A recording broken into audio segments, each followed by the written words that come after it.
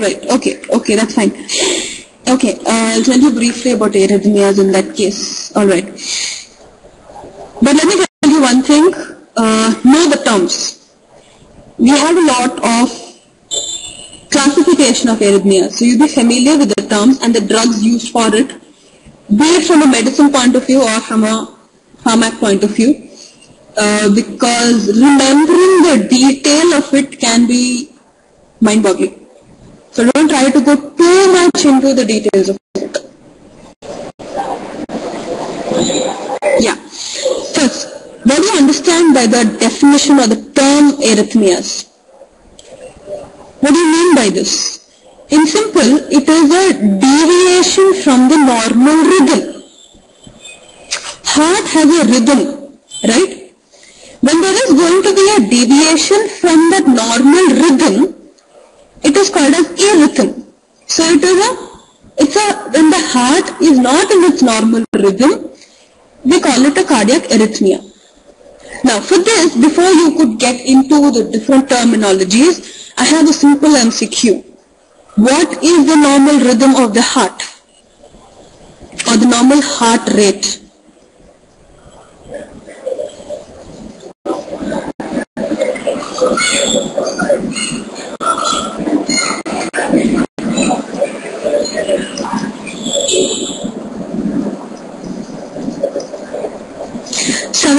Beats per minute. Yeah. Now,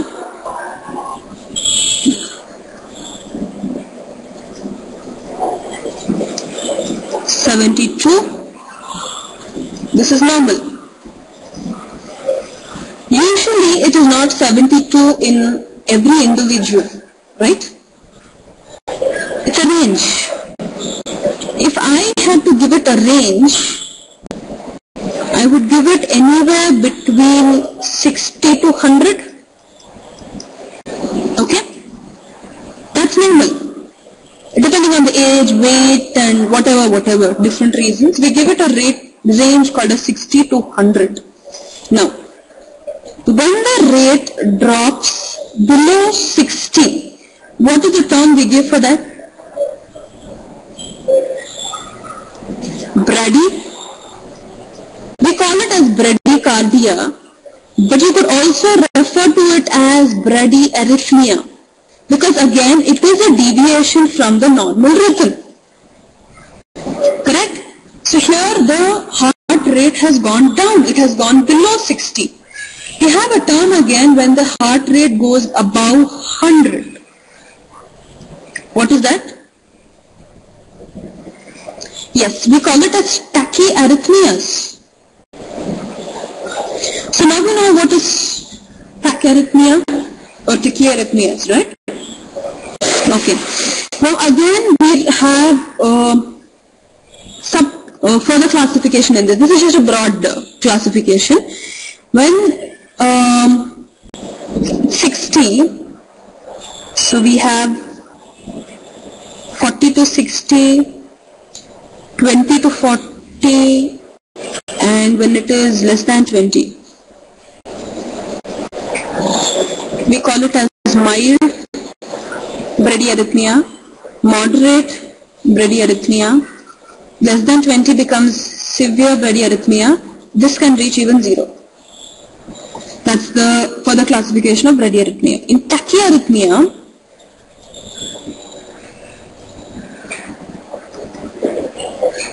okay.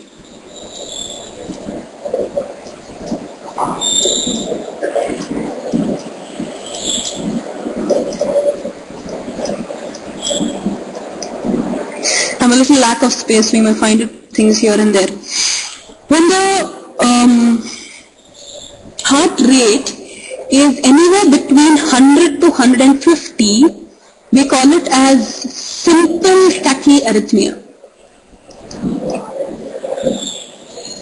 Getting it? When it is anywhere between 100 to 150. When it becomes more than 150 until like 150 to 250, you call it as paroxysmal tachycardia.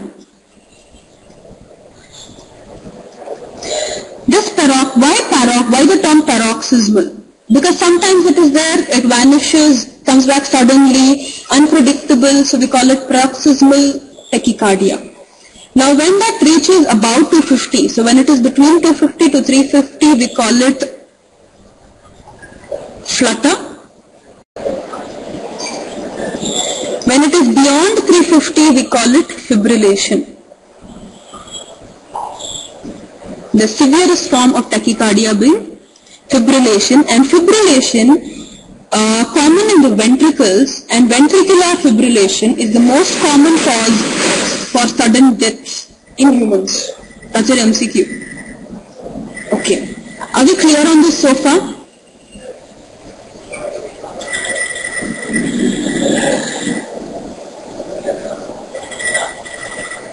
Okay.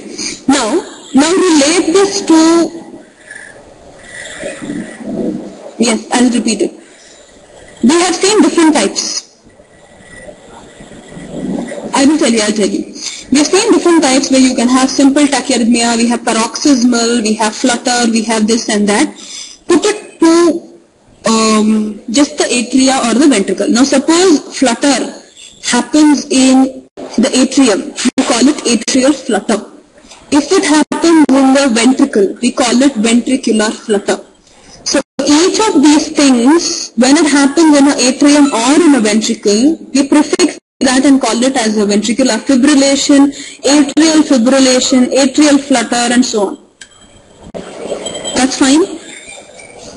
So put the name of the exact structure that's involved and you get the different types of flutter and fibrillation. So in that you can have atrial fibrillation and you have ventricular fibrillation, and ventricular fibrillation happens to be the most common cause for sudden death. Obviously, think of it, the heart rate is even beyond 350. It's hard to expect a human to survive. I mean, it's quite a severe condition. So it can result in sudden death, and that happens to be, among all the arrhythmias, ventricular fibrillation happens to be the most common cause for sudden death.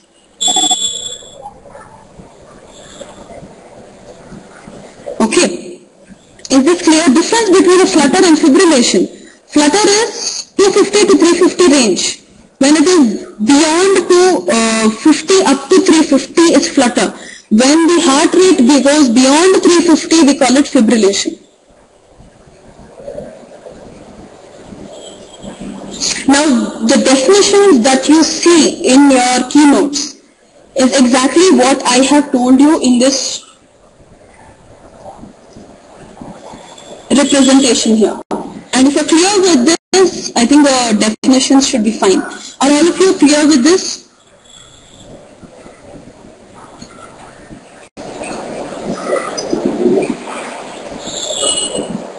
Any doubts here?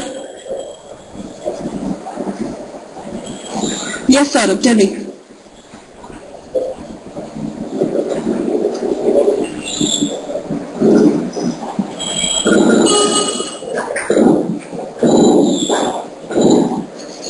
Paroxysmal is when the range is between 150 to 250. Up to 250 beat, we call it paroxysmal tachycardia. If it happens in the ventricle, it will be paroxysmal ventricular tachycardia. The reason why we call it paroxysmal is it has a sudden appearance and a sudden disappearance cycle. If you look at just the general meaning of paroxysmal also means appearing and disappearing. So it comes and leaves. It's not continuous. It's not like it's always present. It could be present at times, it comes. You have a sudden increase in the heartbeat at times and then it's not there for some time. So that is what is paroxysmal.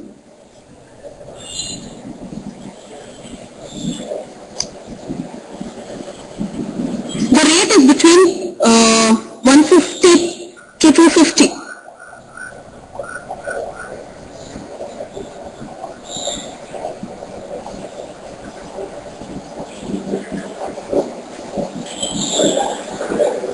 I think I have to write this thing is causing you confusion.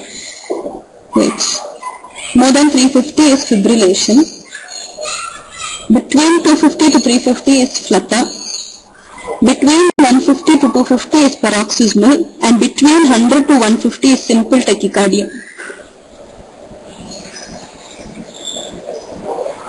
The basic difference lies in the rates, which is also there in the explanations in your thing. So you read them, you will be able to follow them.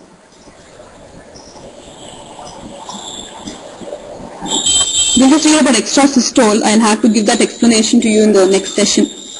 Extrasystole is a premature beat because of an abnormal atomicity or after depolarization that is arising from an ectopic focus. Okay, I'm sure this needs explanation. You need to log out and log into the next session. If there's any doubts in what we have done so far, you can ask me. Alright, I think your question, I don't see any doubts. Log out and log in, the next session is at 8:05. I'll be closing this session. Yeah. Okay, now let me tell you what an extrasystole is.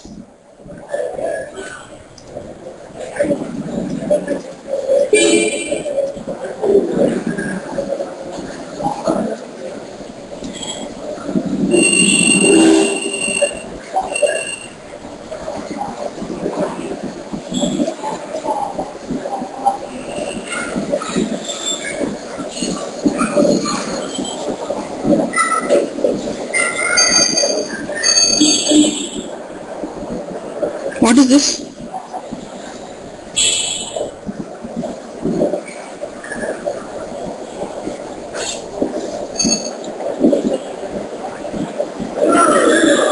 What is this, all of you? Action potential? Not really. Well, I'm not really trying to depict the ECG, but the normal action potential and how it progresses. Okay. Now, the line that I have below, that will be my resting membrane potential, alright? And this is going to be the threshold potential, after which the peak develops. So that's representing your depolarization. This phase represents repolarization, and this one is hyperpolarization. So if all of you are familiar with this action potential, now let me show you one diagram that will simply explain to you what extra beat or something is.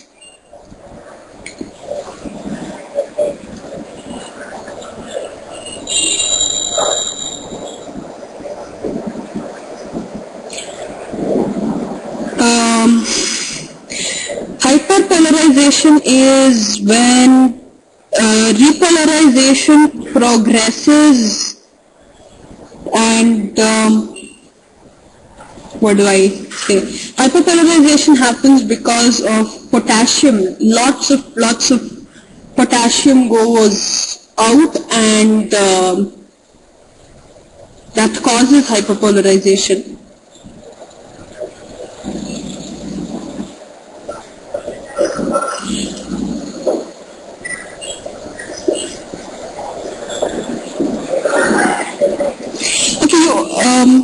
Guys are able to see this extra thing that I have drawn? Okay, if you compare, let's compare. Let's look at the normal action potential. You see, it starts from the resting membrane potential, right? After a certain threshold, it takes a peak. But do you see, this is an extra beat. Okay, we call it as a premature beat because it doesn't really start from the resting membrane potential. It seems to be starting somewhere in between the action potential, right? It's a premature action potential. So we call it as a premature beat. Are you guys able to follow me on this? Yeah. And also,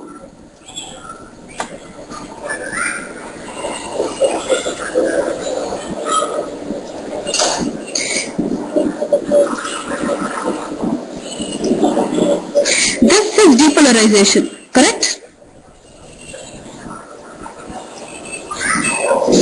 And this extra beat, this extra beat has been produced after one depolarization, correct? The normal depolarization has taken place. So the extra beat has occurred after a depolarization. So you actually call this phase when you have an extra beat being produced after a normal depolarization. So we call that as an after depolarization.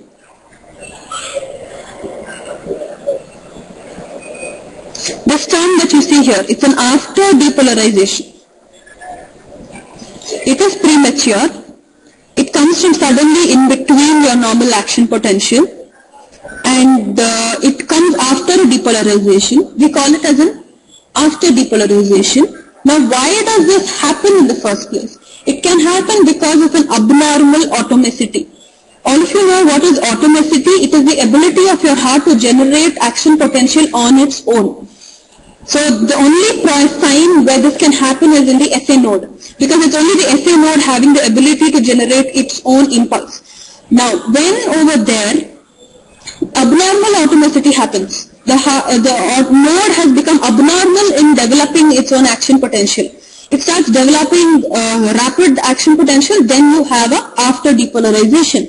Now again, depending on the site, it can be, that is, if it happens in the atrium, this is called as an extra systole. It's an extra beat, and this happens during the systole, so we call it extra systole. If it happens in the atrium, it's atrial extra systole. In the node, nodal. If it happens in the ventricle, it is ventricular extra systole. And when you take the ECG of this, you'll find that the QRS complex in VES, that is in ventricular extra systole, is broader. Are we clear with this? All of you got it?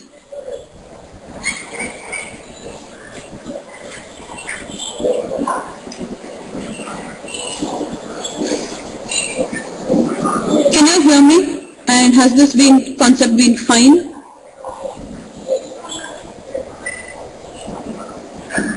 Okay. Saurabh is not clear. Saurabh, you understood the production of this extra beat? All of you understood this extra beat? How can it, the heart is becoming abnormal? Okay. You need to know why.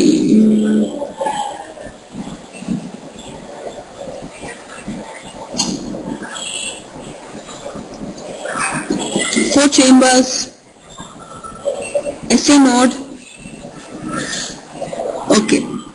There is something called as an ectopic focus. Ectopic focus means that apart from the SA node, there is another point which has become able to generate its own action potential. Now think of this region is generating an action potential. When this is generating, it has to travel from the SA node to the AD node. At this point, I have an abnormal tissue over here, which for a reason or some reason has developed the ability to generate. It gives another beat over there. Then your AD node is receiving 2 beats. It is receiving 2 action potentials. One is the normal one and one is the premature one. So that premature, now depending upon which location, whether it is an atrium, ventricular or whatever, call it as a premature beat. It's also called as after depolarization. Everybody clear?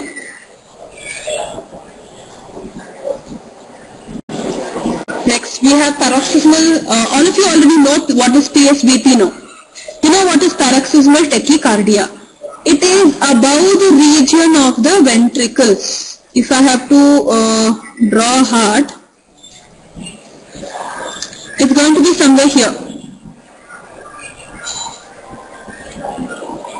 So above the ventricles, so that is why supraventricular tachycardia. So the rate is 150 to 200, and conduction velocity remains 1:1. And this PSVT, we will be referring to this as PSVT, can occur due to circus movement type of re-entry, and or it could be through an accessory pathway between atria and ventricle. See, frankly, these things are only for your understanding. You guys want me Want you, sorry, you want me to explain these two things to you, or you would like to by heart it? I'm okay with both ways. But if you want me to explain, you got to give me some time and you got to give me your concentration.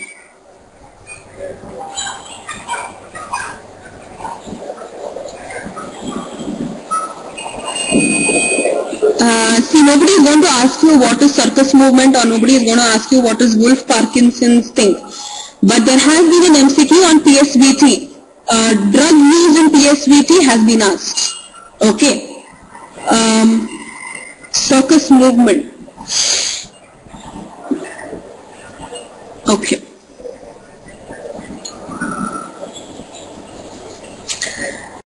One second.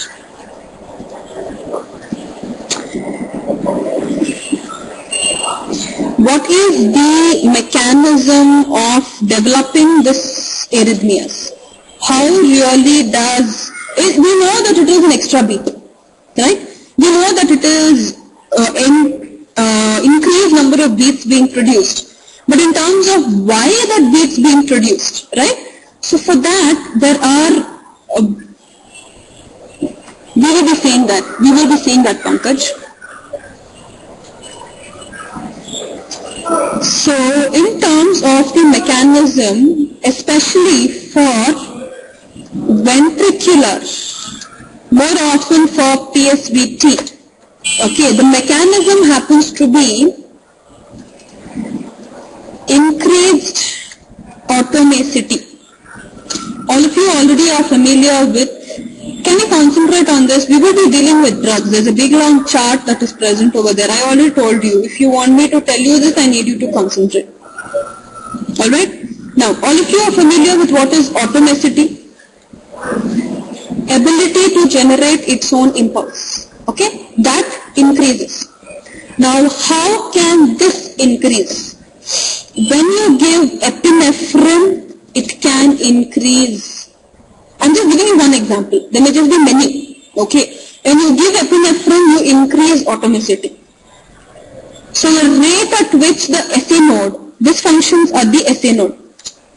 So the rate at which the SA node is generating impulse becomes rapid. It does not remain 72 beats per minute anymore. Okay. So there is a lot of sympathetic stimulation that is happening. Sympathetic stimulation increases automaticity. Alright? That's one mechanism. Other mechanism is circus re-entry. That's what has been told over here.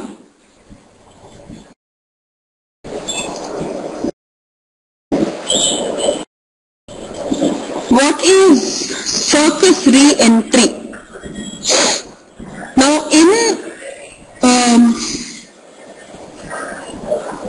the normal heart, we will talk about the normal heart first, okay? You can have anatomic obstacles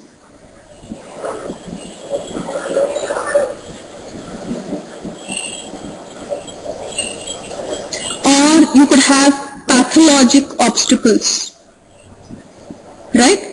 What are these obstacles that I'm talking about? Think of an opening or a broad division. In case you, now even you take for the normal heart, you have the central AV node. Any impulse that will come through it will have to go round it. I mean, if there is any division, now think of a blood vessel dividing. It's not going to pass through like this, right? It will have to go round it. Go with the flow basically, right? So we're talking about such natural obstacles or pathologic. Pathologic may be a scar tissue in the heart, or it may be a thrombus or something. Basically, when we talk about obstacles here, we are trying to think of a tissue which cannot permit conduction.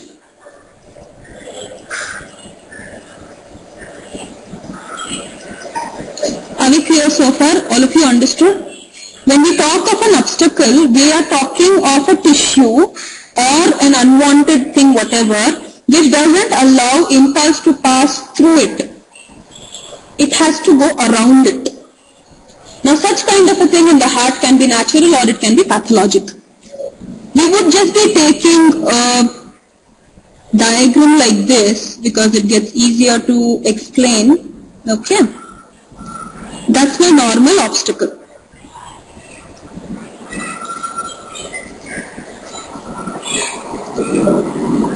Now think of impulse here. Impulse can move in this direction and it will move in this direction, correct? And it will move at the same rate. Because it cannot pass through it, it moves around it. They meet at a point like this, beyond which, because they are moving at the same rate, they cancel each other.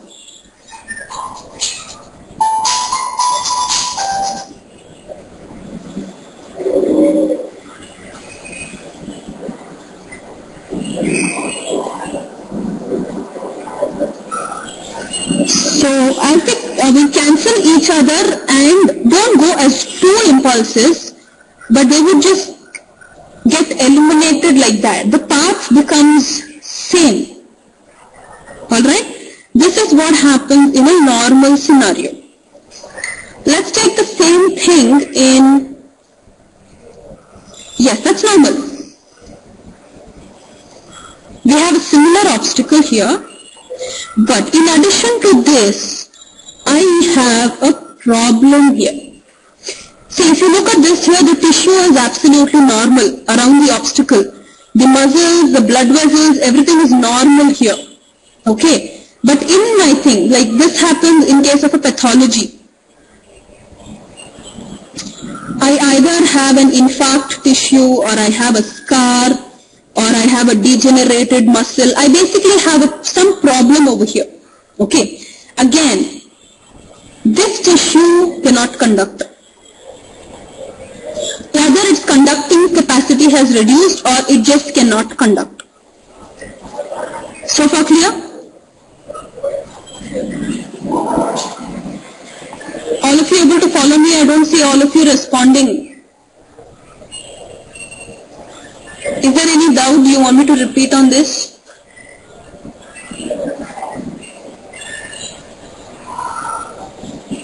Okay. Now, think of the same thing. I have an impulse coming. It comes here. Okay. I also have this. Here, on my right side. For me, right side. Let's name it as right side here. On the right side, there's no obstruction. Absolutely clear. It comes to this point with no problems.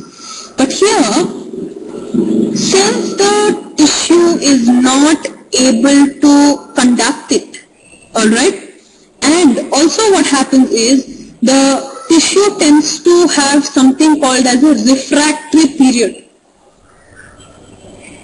All of you are familiar with the term called as refractory period? One action potential generated depolarization, repolarization, and in the time taken between two action potentials. Okay, so during that refractory period, no matter how much stimulus you give, it will not respond. Okay, so what happens meanwhile here is the tissue here, the particular red tissue here, is still in its refractory period. So even an extra impulse coming in is not really able to stimulate this. So in any case, it's not able to cause the impulse generation to take place.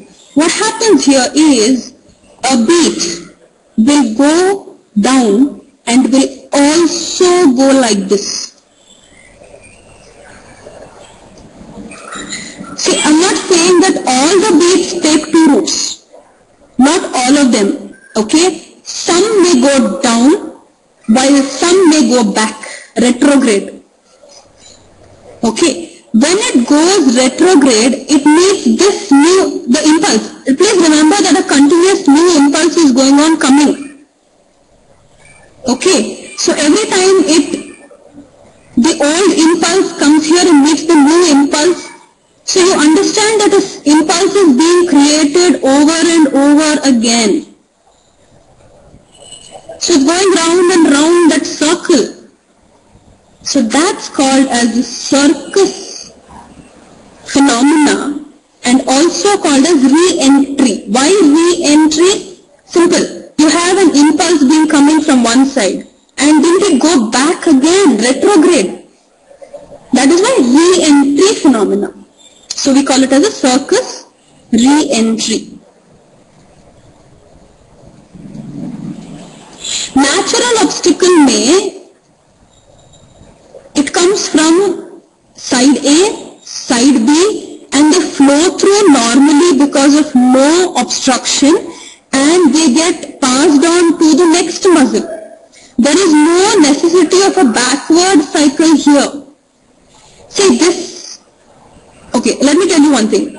This is an obstacle which cannot conduct tissue.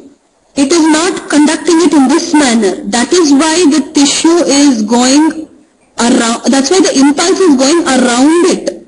But an impulse which is generated on the B just goes out. It does not enter cycle A in the natural or normal conditions.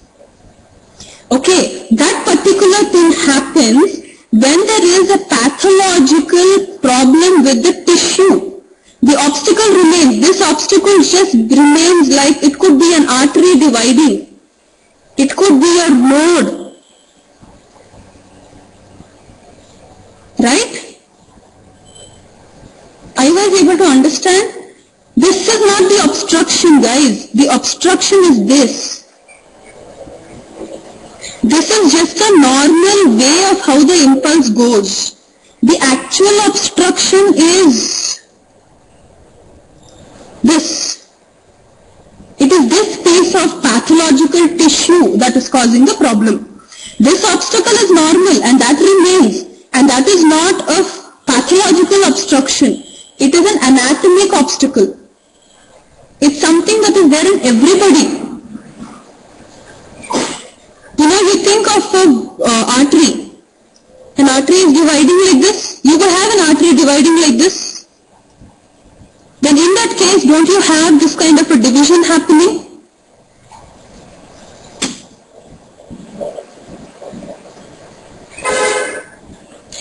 Okay. I think Jinky's question is, how is it going, crossing it? It is not going through the obstruction. There is a new impulse that is going around the obstruction.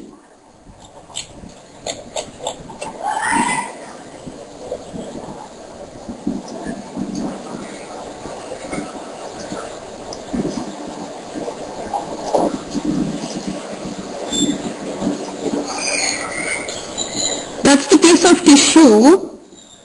Okay.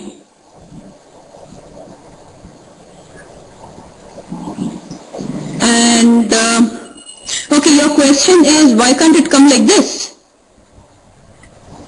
Okay, that is if it is a small piece of, okay, now that is if it is a small portion that is affected. That's because I have drawn a big diagram to explain to you. Now imagine a scenario if it's like this.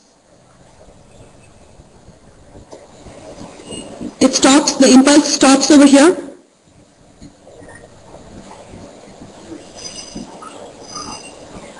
Okay, and then this particular thing, see, the main problem here is you have, that also can't re-enter. Yes, it cannot re-enter, but you should understand that the tissue around is in refractory phase, and the tissue does come out of the refractory phase. Even the pathologic tissue could come out of the refractory phase, while the tissue which is around it can also come out of refractory phase. That's one principle. Another thing is you have a constant supply of new impulses that is coming in from here, which does make your impulse stronger, so it does go around the tissue. That is how it goes around the tissue and develops a circus. It keeps going round and round. It will go like that. Beyond it. It will go beyond the tissue. And when the tissue falls off its refractory period, it may allow the impulse to pass through it, but that happens very rarely.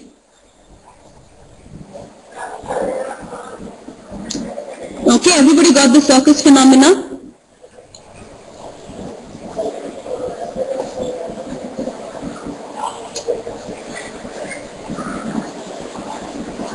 Okay, let's do WPW syndrome. All of you still with me? भाग तो नहीं गए कि आज कुछ ज्यादा ही hi-fi चीजें हो रही हैं?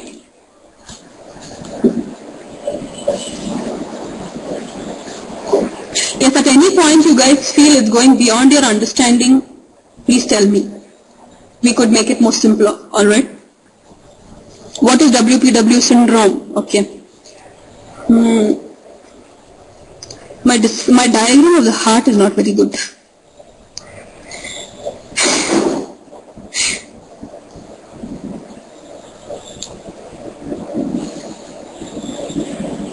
Okay, nice to see you guys smiling at least. As long as it looks like a heart. Okay. It's very difficult to draw with the mouse for me, so please, as long as you are able to, imagine it as heart. What cycle? What cycle, Rinki? I'm not sure what cycle you're asking about.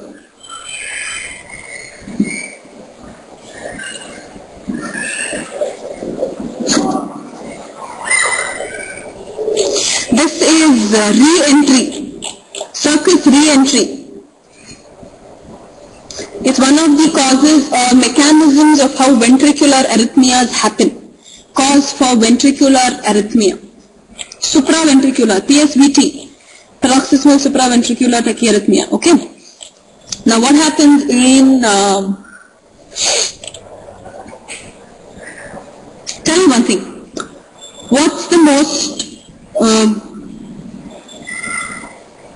what really brings about a communication between the atria and the ventricle? What establishes communication between the atria and the ventricle? Not in terms of physical, but I'm talking in terms of, not what establishes connection. Connection, bundle of His, very good. Okay, you have bundle of His and you have the impulse moving from the SA node to the AV node, which then goes. So that's how communication normally happens, and maybe then physically from the valves. Right? But sometimes there could be another way, an abnormal communication that can exist between the atria and the ventricles. Okay? That's called as the bundle of Kent.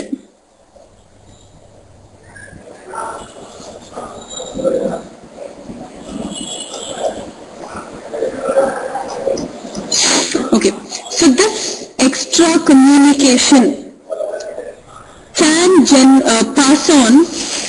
Now think of it. Atria gives a signal. The signal that comes from atria goes to the bundle of Kent, and Kent also gives signal. So isn't the ventricle receiving extra beats in the process? Understanding the point?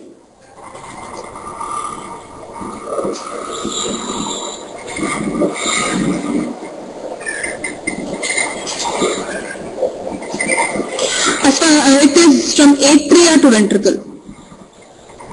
I mean, I don't, see, it could be anywhere. It doesn't have to be from one atria to the same ventricle.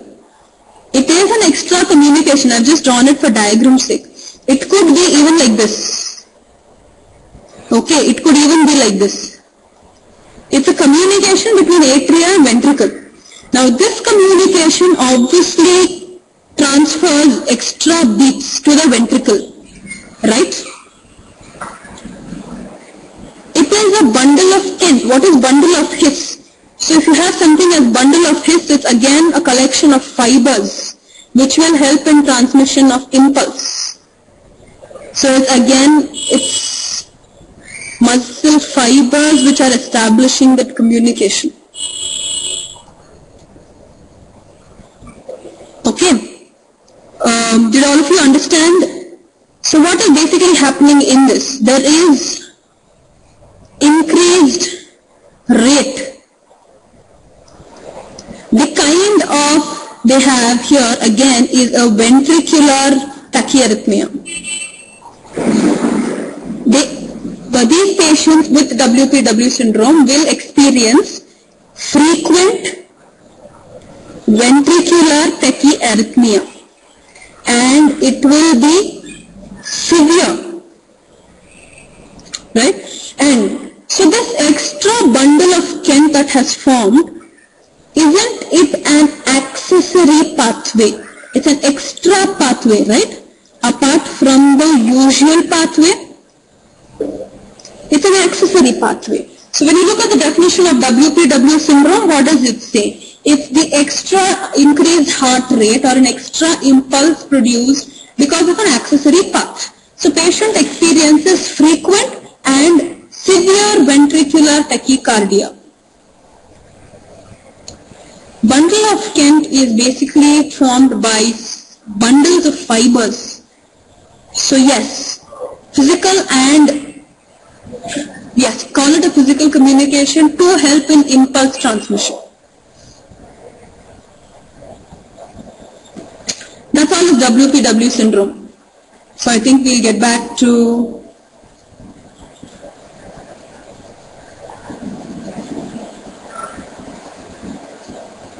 yes. So let's get back to where we were. We were talking about PSVT, and now you know why PSVT happens. It can happen because of circus movement, or it can happen because of an accessory pathway in the WPW syndrome. So I hopefully you guys understood what PSVT is. We already know what flutter is. Flutter is when there is a heart rate of about 200 to 350. This also happens because of a re-entry phenomena. And because it happens most commonly in the atrium, in the right atrium, we call it as the the atrial flutter. Commonly takes place in the right atrium. All of you still with me?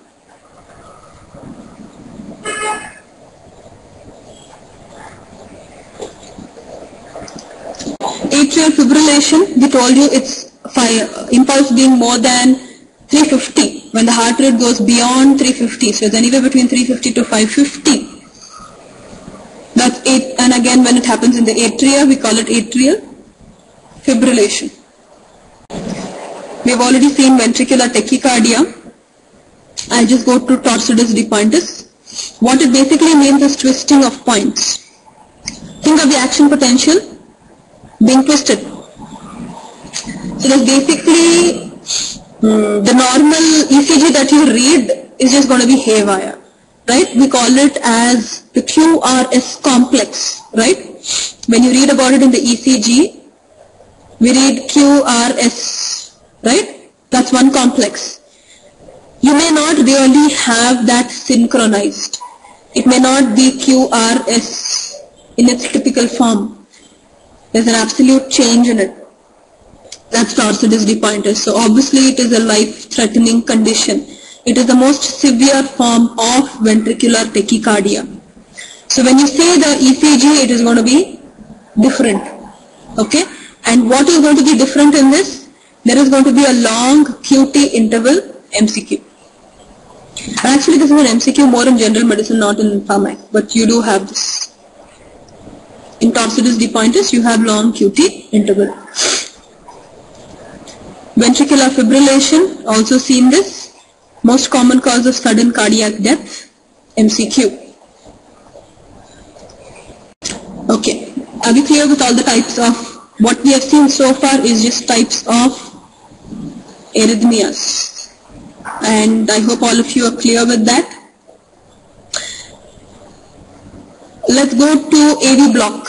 AV block is when the AV node is blocked. So no conduction being transmitted from the SA node to the bundle of His. And I have blockage over there. we have 3 degrees of block there. A very important MCQ in general medicine here, which is first degree block, second degree block, and a third degree AV block.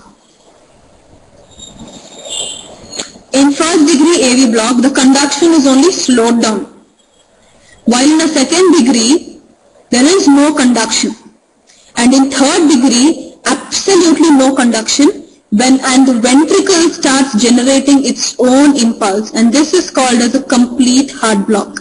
No communication of impulse taking place from the SA node to the AD node. Ventricles come down to the level of generating their own impulses. That is a third degree block. Block is clear?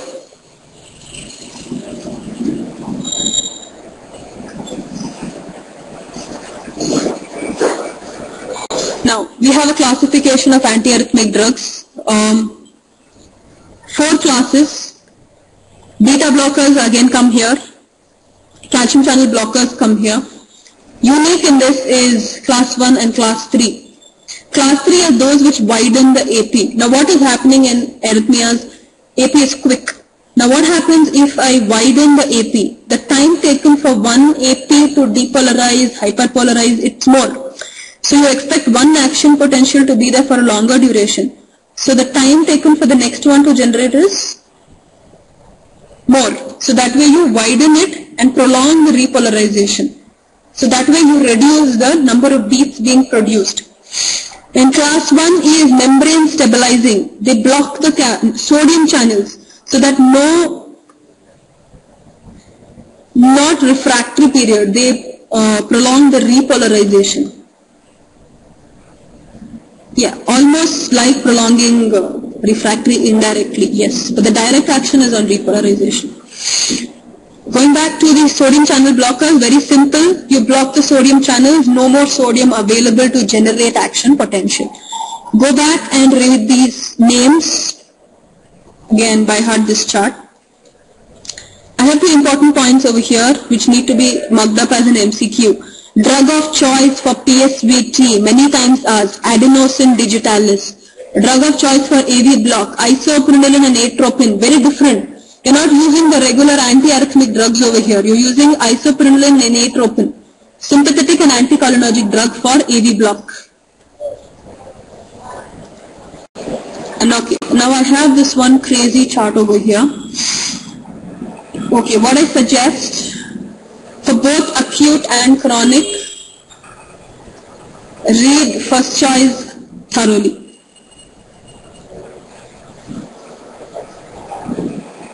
And wherever there is cardioversion, it gets easy. Cardioversion is nothing but that, you've seen the dramatic thing that happens on TV, how they try to bring back a person's life. Okay, I leave this chart to you all to by heart. I know it's difficult, but there have been MCQs, and that's what I said. I think I can make it a little simpler by telling you to be thorough with the first choice, because otherwise to put the whole chart on you for the whole, it's okay. See, you already know a few things, like if you see majority of it is cardioversion. So you actually have to come and read what it is in chronic therapy. Just do a lot of questions related to this, and you'll come across what has been most commonly asked, and then you can concentrate on what has been asked. And meanwhile, keep practicing it. It's okay. Huh? Then go to the next thing.